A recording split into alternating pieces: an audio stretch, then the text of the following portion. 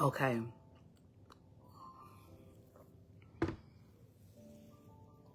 Excuse me, I'm drinking something. But I got on here to have a, you hear that? Y'all hear that? It's about the thunder and storm and lightning out here. But I got on here to have a transparent moment, okay? If you know me, you know that I get on here sometimes and I have these like transparent moments. As I move through life and as I deal with life on life terms, and as I discover myself, my growth process, you know, like we all do, we get these Oprah call them aha moments, are, you know, like these self-realizations, right? And what I've learned in recent time is, for me, where I'm at is when I encounter these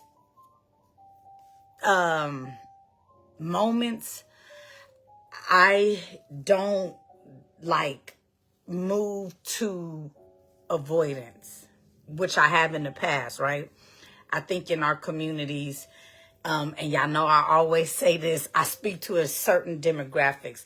A lot of the stuff that I talk about, it's kind of redundant. It may seem, but I think like the way we deal with mental health and the issues that we have in our community, vulnerable African-American community, oppressed community, we need to keep talking about it until we actually see change in our community, right? But anyway, as I move through life, like when I have these moments, I tend to like be very open and share, right? Because what I do know,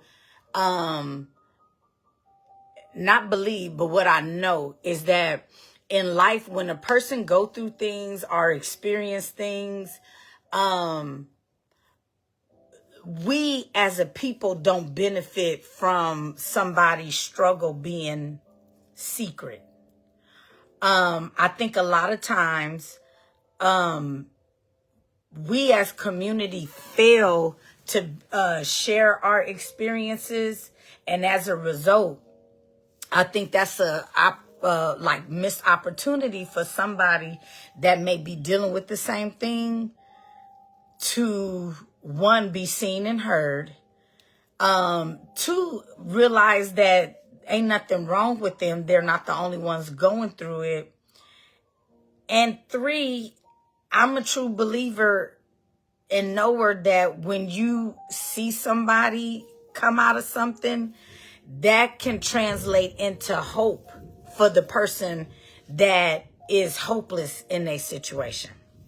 Okay, so I said all that to say this, to get to this point. So if anybody know me from a long time, or, you know, just know me, you know me to kind of always been like this small, petite, little frame, right? Hey, Auntie Kathy, how you doing? You got your product? I hope so, because you should have been got it by now.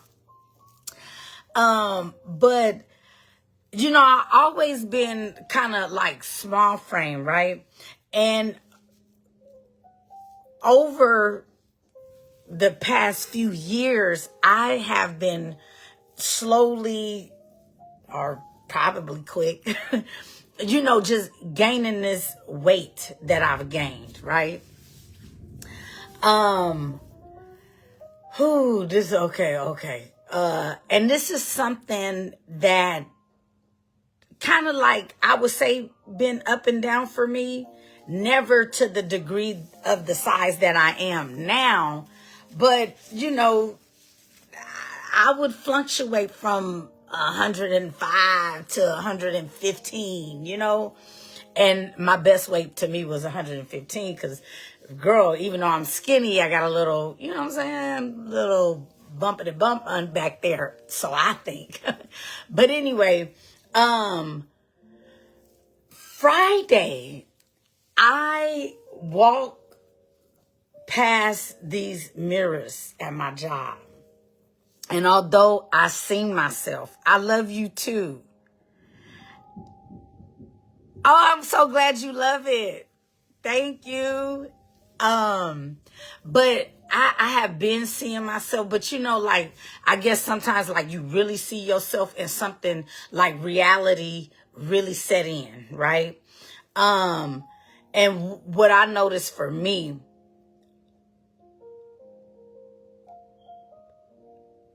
what I realized is I think I've been very, very open about how like depression and how I dealt with trauma and, just like all of that stuff, right?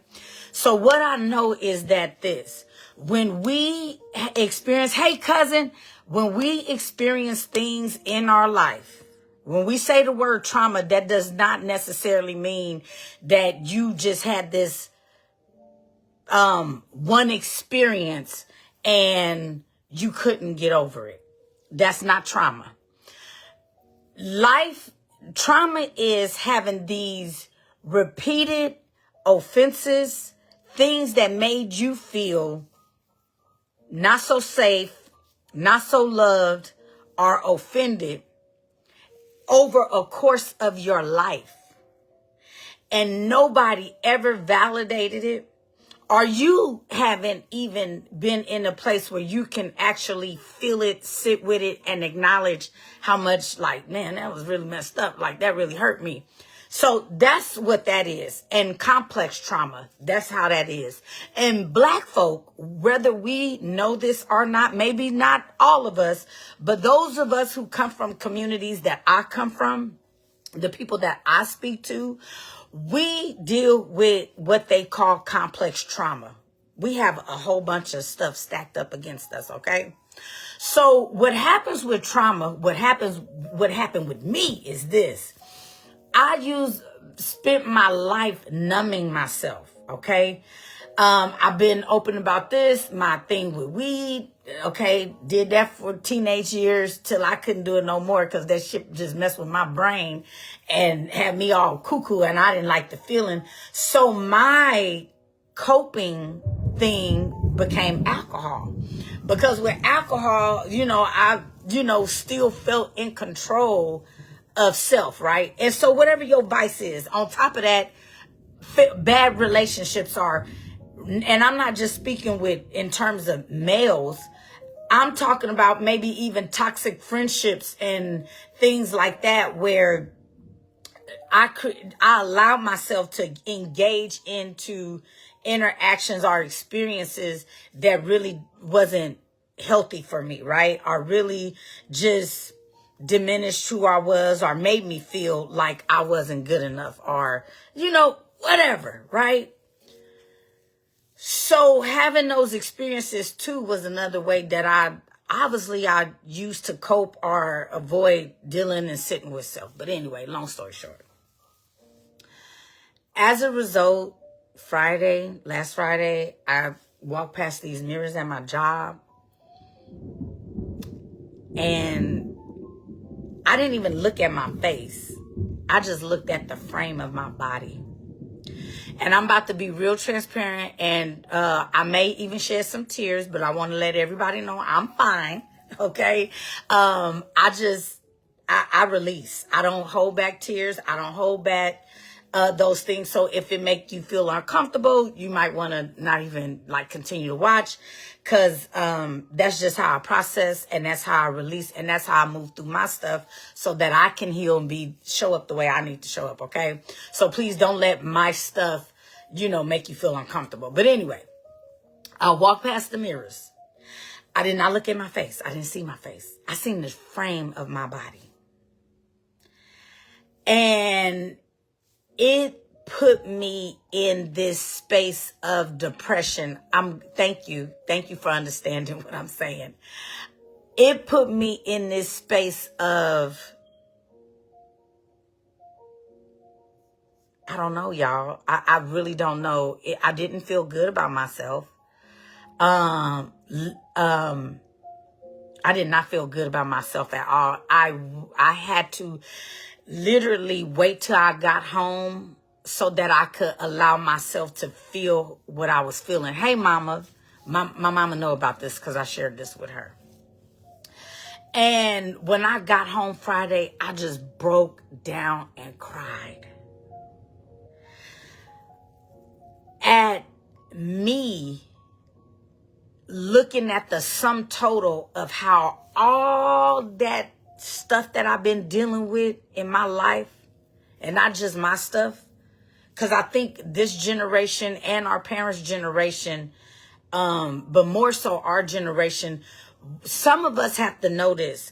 Some of us is not just healing our stuff, like we're called to heal generational stuff. So we experience stuff in our bodies different. We experience emotions different because we're not just holding our own emotions. We're holding the emotions of our ancestors, right? That's what you call transgenerational trauma. It's also what we call transgenerational healing because we have a responsibility. Gayla, I'm shocked. What you shocked about?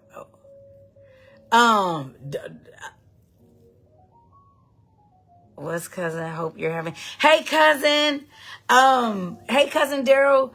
But anyway, we also have what is called a responsibility for. Hey Auntie Irma, I love you, Aunt Irma. We have a responsibility for what is called transgenerational healing. So I looked at my body, came home, cried, and said in this, and from that time, God and Spirit and Holy Spirit has been ministering to me and like just talking to me about what I see in my body. Now, before I go all into that, I do want to say this. I am acknowledging what I'm acknowledging, but I'm also making a clear decision to do and make the necessary changes in my life, okay, to get the results I want and to stay on that path. And what I realized in this is that for me, it's been up and down. Like 1 minute I'm on my stuff. I'm walking, I'm doing my walking, I'm, taking care of myself, being more mindful of what I'm eating and just being, watching consumption.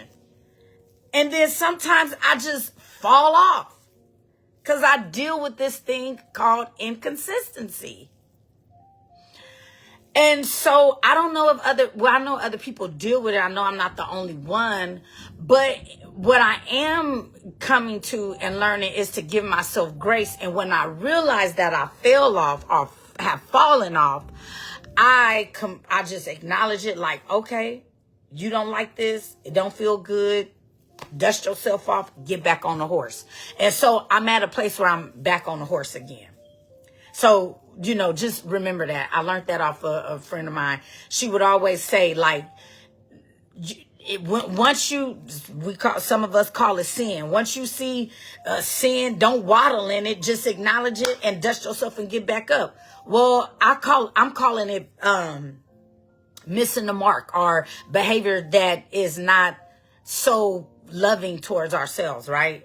Just acknowledge it, get yourself back up. But anyway, walk past that mirror, seen my size, got home, cried. I allow myself to feel that because I think that's real. Like, I shared this with my mama. Like, women in my family have always had this small frame. And when they get a certain size, they just get big. And I shared this with my mama because I was like in prayer and just crying and like putting this stuff on the altar. Like, God, I see how not loving myself have showed up in my life. I see it like literally manifest through my body, and I'm at a size I've never been in my life. Quite honest, kind of too ashamed to say, but let's just say I'm big as hell, okay? And you can see that. And like I said, I'm doing something about it. I will continue to do something about it. But I was just giving myself that space to feel that, to acknowledge that, like how with depression,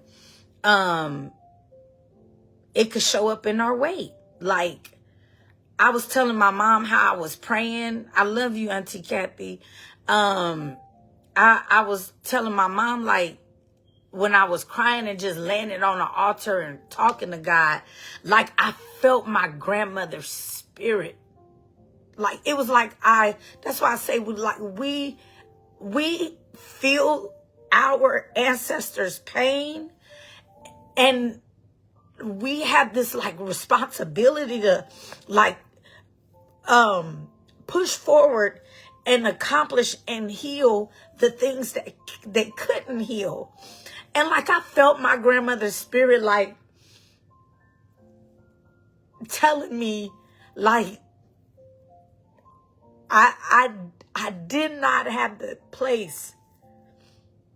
I did not have the freedom. I did not have the safety to even look and realize how I let myself go, how I just didn't take care of my health, how weight snuck up on me and I didn't go work out. I didn't put myself first because she was so busy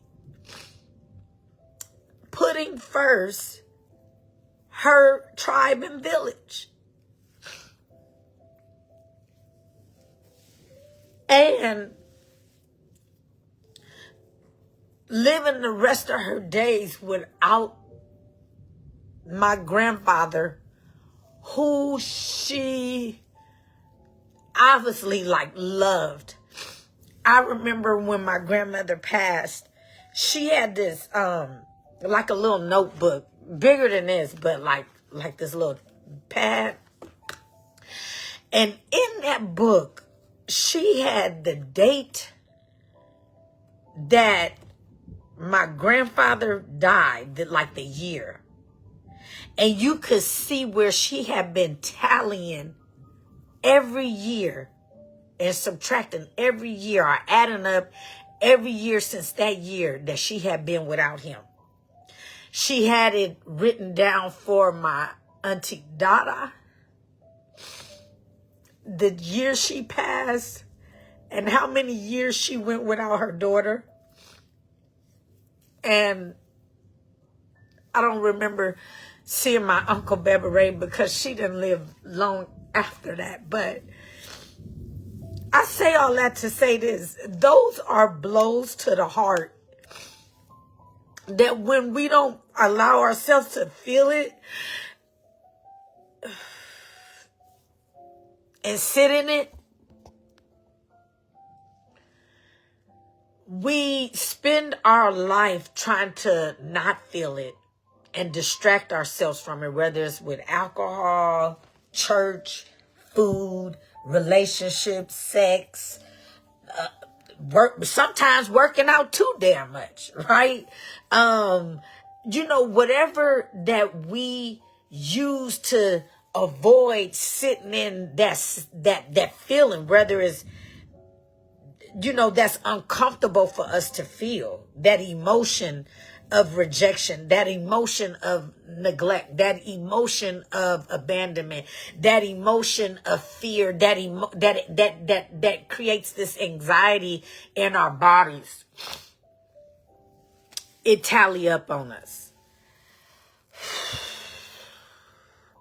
And I just wanted to get on here and share my experience and what I'm realizing, that I see all of that tally up and it's showing through my body. And I think this is something that we deal with as women and men. Men deal with it too. And so I'm not just talking to women, but I'm a woman, I'm talking to women. But if it apply to men, them too. But this is real, y'all. Like, weight gain, weight gain and not that just because sometimes people get offended, but like I'm big, it kind of triggered them and like, well, what, and it ain't even about that. It's about what weight gains does to our mental state. It's about what weight gains do to our weight gain does to our body. It's about what weight gain does to our health. It's about what weight gain does to our quality of life. It's about what weight gain does to how we feel about ourselves and being authentically honest with that. And nobody, I don't give a damn. Because I ain't even the size that some people is. Nobody feels good about this way of being. I don't. And I'm just acknowledging that. And if anybody feeling that way, I just encourage you to acknowledge how you feel, to sit in the discomfort of how you may be looking right now, and don't beat yourself up, but just allow yourself to be, whatever that emotion is. Maybe that emotion is sad. Maybe that emotion is disappointed. Like I was like, damn, like I just let myself go. And really, in actuality, I haven't been letting myself go. I've been trying to hang on to me. It's just that the things that I've used to hang on to dear life has been the thing that is not healthy.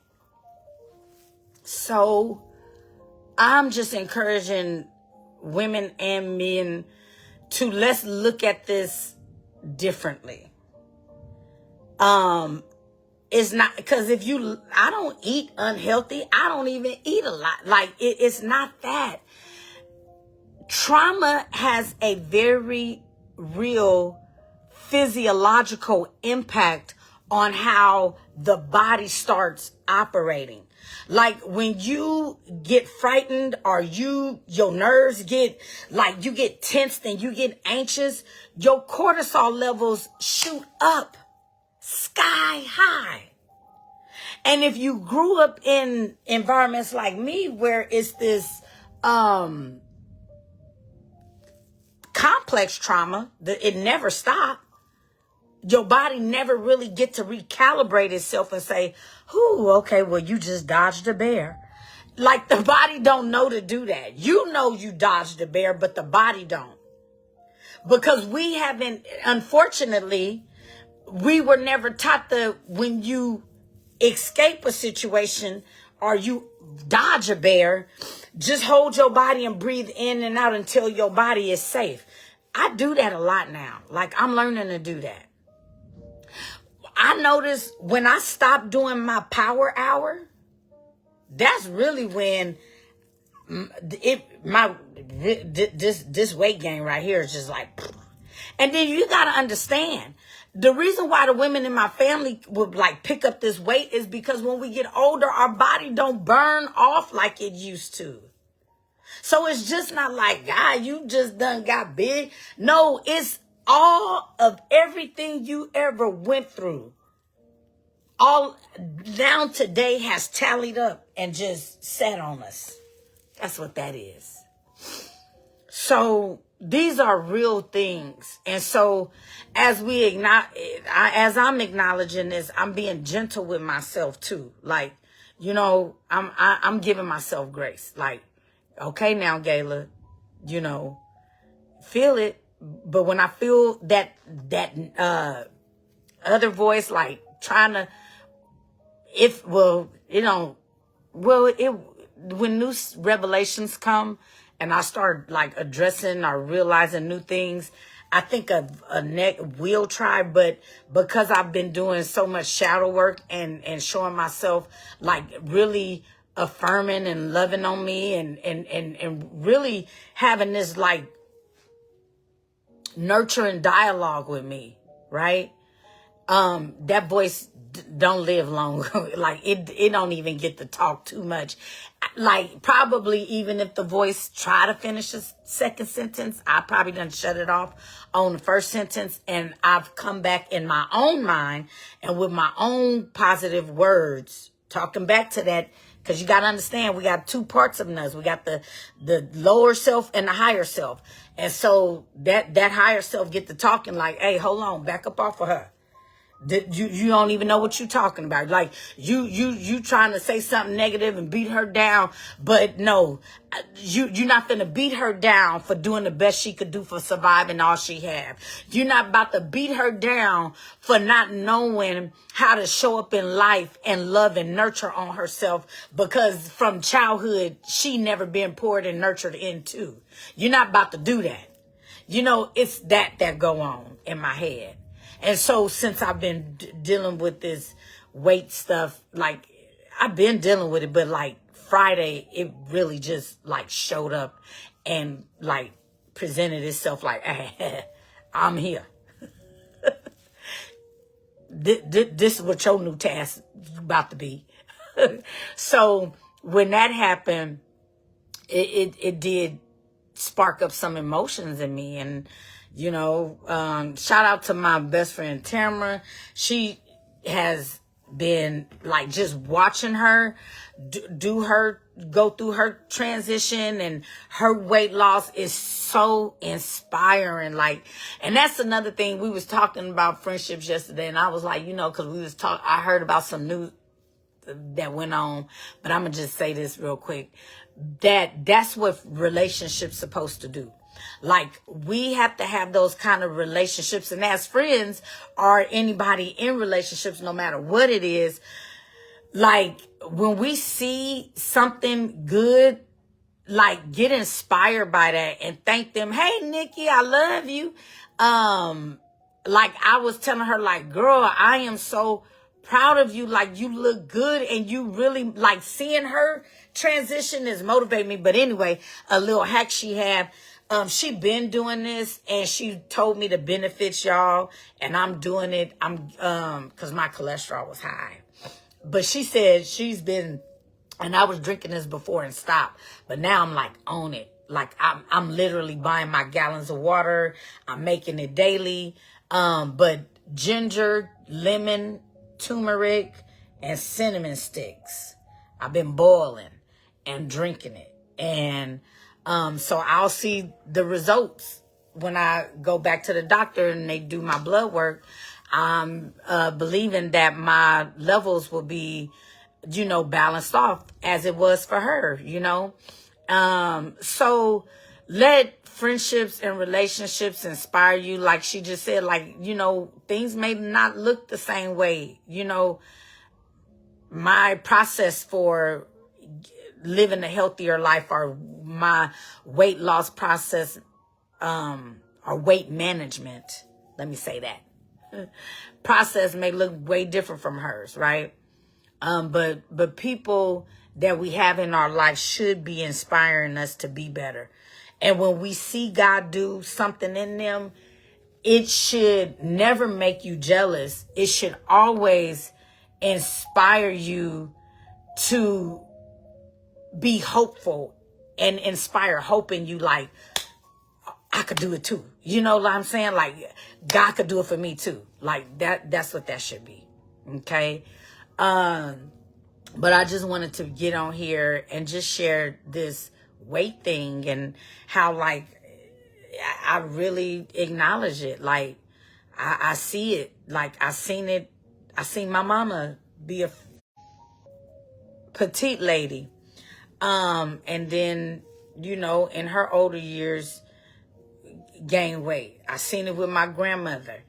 I didn't know my great-grandmother when she was a younger woman, but I see in pictures where there was this, you know, as the older woman, she got, you know, a heavier frame. And it's some truth to that. Like, the Bible even talk about, and I don't want to use the word like generational curses. I don't like that kind of talk with us as black people. I just don't. I don't think it's productive for us. I think it don't show us and give us grace. I think it make us look like just unworthy and just mean little villains. And if anybody is on planet Earth a mean villain, it's not us. You know what I'm saying? The word is true.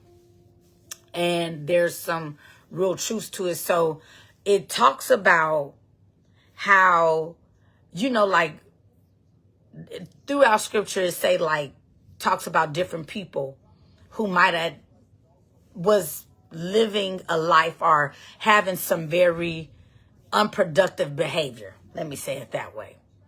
And the scripture says that God always warned the people of that bloodline to not follow in that same behavior, because if you follow that same behavior, you're going to get all this work that come with that. That's just another way of me saying it. And so what that showed me, even like when I said I just felt my grandmother presence, and I felt her ministering to me and speaking to me like baby, you don't have to repeat what went on with me. Like you really have I need you to do it different. I need you to do what I did not have the liberty to do. And I'm committed to doing that. Like, that's one thing I believe. Like, we have a responsibility to heal the wounds of our ancestors, our mamas, our daddies, our grandmothers, our great grandmothers, like they did not have the liberty to do it. Hey, cousin. And, but I felt that. And yeah, I have the liberty to not get older and, get a lot of weight gain. I have that liberty to do it. I could not do it. I could ponder and waddle and not do the work. Or I can acknowledge where I am and not suppress it and chalk it off like, oh, girl, everybody get big, well, just do something about it. Like, I'm not having that attitude, because that's very dismissive and, seem like, I don't like that, because I'm at a place where I really feel what I feel. And I don't run and I don't punk and I don't tuck no tail behind no emotions. Like, if you can't handle my emotions, my tears, me expressing how I feel, and at the same time knowing that just because how I feel is just a feeling, it doesn't identify me. Like, okay, sound like somebody got to do a little bit more work. I don't know, that maybe it's that. I don't know. Go see a therapist. Like, black people get into some therapy. I just told I had 3 conversations yesterday, and I'm like, I'm to the point now. Like, I don't even know if I want to be really dealing, like, I don't deal with people like that anyway. I do see people have conversations. I love everybody. I don't owe nobody but to love them. I do that. And if anybody called me like, hey, this going on, and if I have the resources to help that situation, if it's not, if it's within my capacity, I would do it. I mean, I'm not about I'm working in my capacity now, So yeah, I don't know, but oh, that's what I was saying. I was like, I don't even think I got time, or even really, like, we were talking about dating, and I was like, I'm at a place where I wouldn't even talk to a guy who's not in therapy. Seriously. If you a black man and you're not in therapy, If you're a black woman and is a descendant of black slaves and you're not in therapy, now granted, some people need it more intensely than others. I felt like I was that way. That's why I got my ass in therapy. But having this mentality, like, I ain't going no therapist. How they gonna help me? I ain't got time to be, how they gonna help my life? And they all just as messed up. Like, that kind of, to me, that is unadulterated ignorance. And it's a sign that of somebody very, very disconnected from their experiences and their emotions and their trauma. And one thing that I've learned about trauma from doing the work on my own self is that when people don't acknowledge their trauma and they are incapable of acknowledging the impact that the way things happen to them shape the little child in them. Like, just because you older don't mean that there's not this little broken little girl or broken little boy inside of you who needs to be, dealt with. I think that's why in the black community we see so much dysfunction. We perpetuate so much hurt on one another, is because we refuse to heal these little broken ass kids inside of us. Like, come on. Like, when are we going to quit? It's like we scared of these little broken kids. And these little broken beings inside of us is really running and dictating our life, because we fail to say,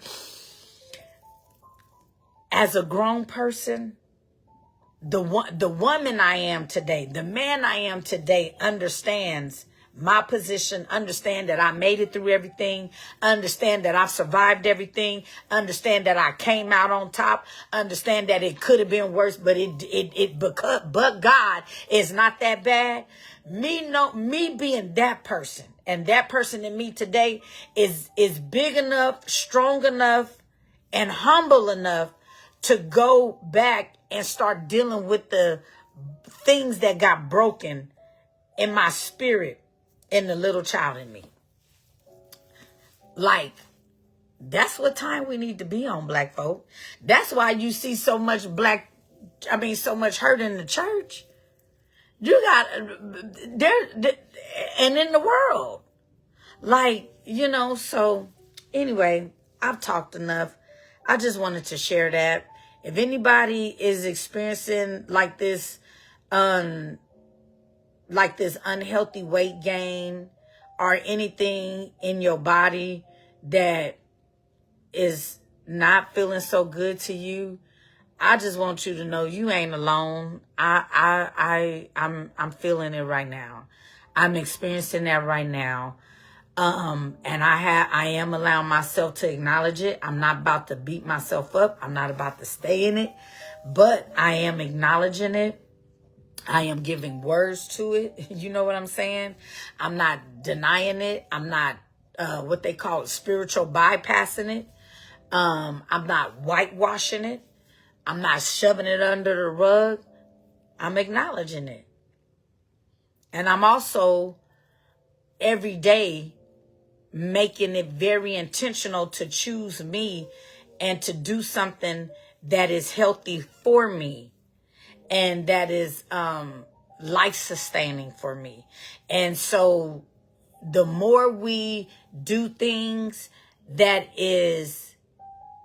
would decrease the results we don't want, and the more we do things to increase the results we want, the more we'll start feeling better about ourselves. That's what I mean. That's what I'm trying to say.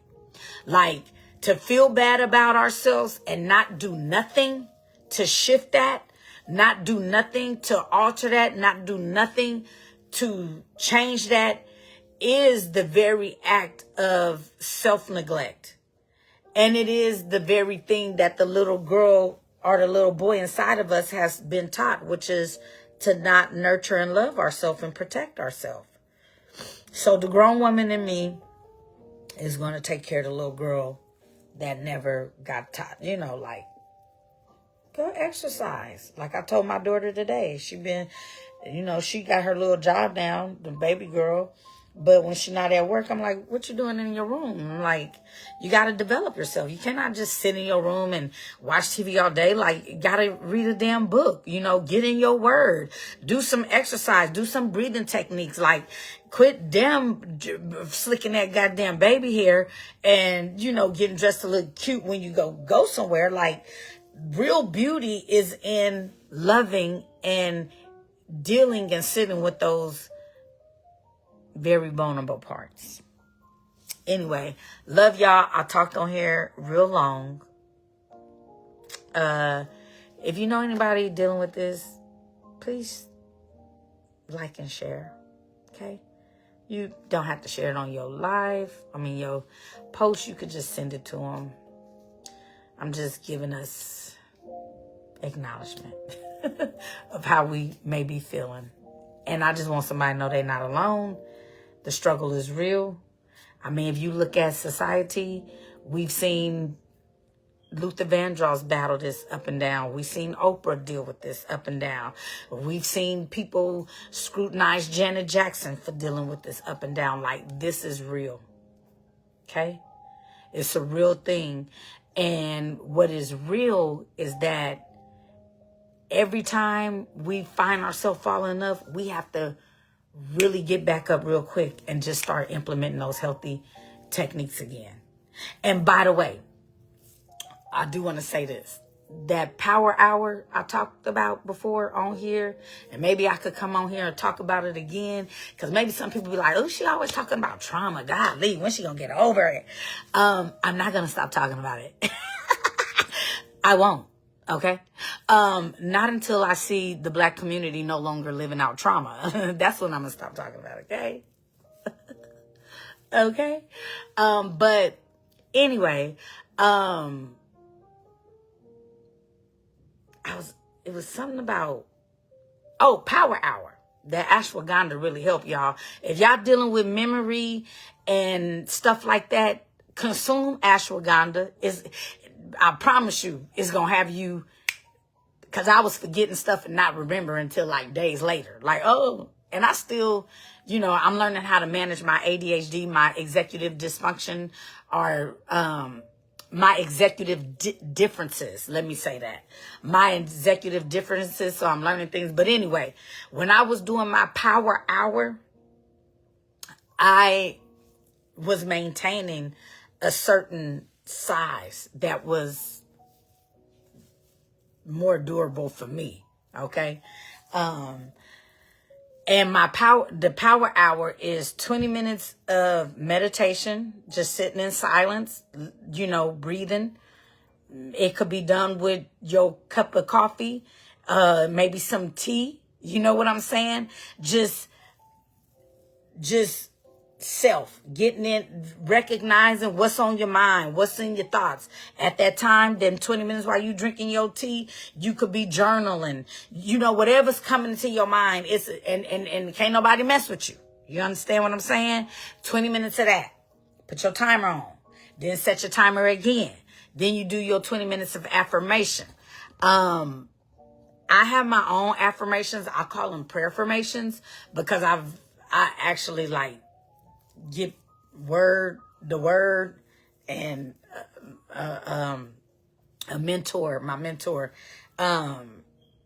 big sister, my butterfly, Eat the Eagle, and taught me that years ago. She said, whenever you pray God's word over your life.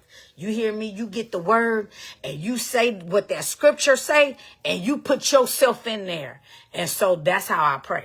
I pray God's word, because that's the same. That's what we're going to do. Okay. But I do what they call prayer formation. I've actually got delivered, and I want to compose it into like a prayer book or a prayer formation book. I need to call my cousin Nene, because she could probably help me with that. But anyway, I that's how I got delivered from my stronghold with men. Idolatry. What is idolatry? Idolatry is when you have a like for the opposite sex, or maybe the same sex. I don't know. And you put more energy into that. You put more emotion and devotion into that than you do your own development and your own relationship with Christ. That's what that is. And I had a big problem when it came to men with that, okay? I'm sure a lot of other women deal with it. Maybe if you look back down your line, you might see your mama, your daddy, your grandma, and everybody else dealt with it, okay? But I dealt with that, and I got delivered from that through my prayer formation. And I said that prayer formation over my life until one day I literally, in my heart, I know this sounds weird, but I literally felt like a hook. Like it was this feeling that I felt in my body, in my heart. And it felt like something got unhooked. Because when it came to, if it was a man that I wanted, not him wanting me, but me wanting him, okay?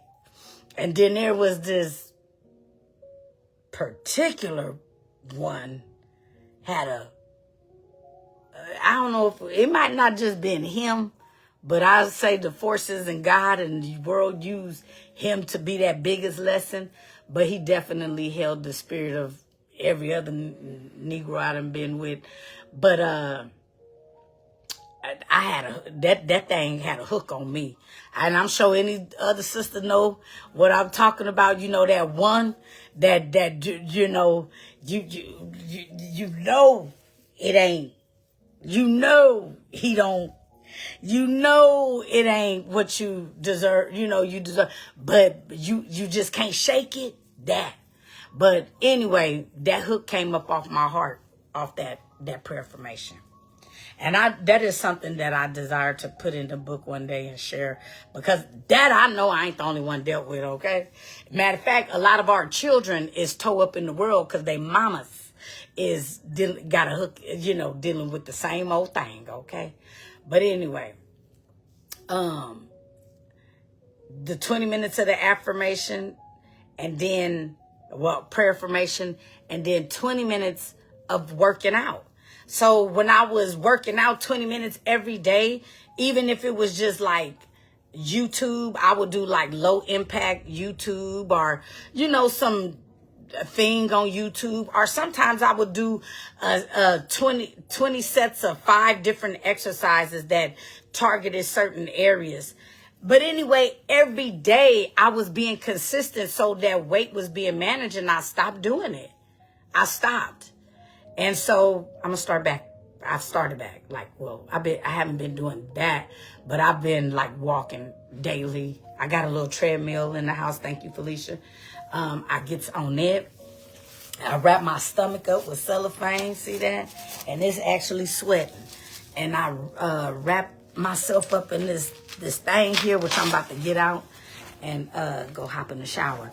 But anyway, I love y'all. If you know anybody that this can, you know, encourage them, please send it to their inbox. Hey, Aunt Irma, I love you. And I see y'all. Be kind. Be gentle. Like what they say on that movie, The Help. You are kind. You are smart. And you are important. Okay? Remember that. Bye.